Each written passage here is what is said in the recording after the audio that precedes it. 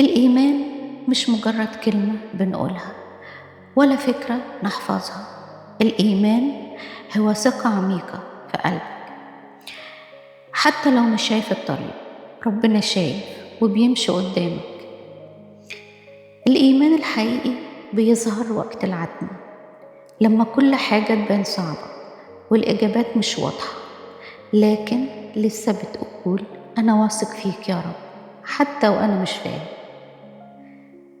أوقات كتير بنحب نمشي بالإحساس، لكن ربنا بيعلمنا نمشي بالإيمان. هو مش دايما بيورينا الخطوة الجاية، لكنه دايما بيمسك بإيدينا. يمكن بتصلي بقالك كتير ومفيش استجابة، يمكن بتدور على طريق ومش شايف حاجة قدامك، بس صدقني في السماء ربنا بيشتغل وبيجهزك وقت المعجزة. قول معايا النهاردة: يا رب قوي إيماني، علمني أثق فيك حتى وأنا مش فاهم.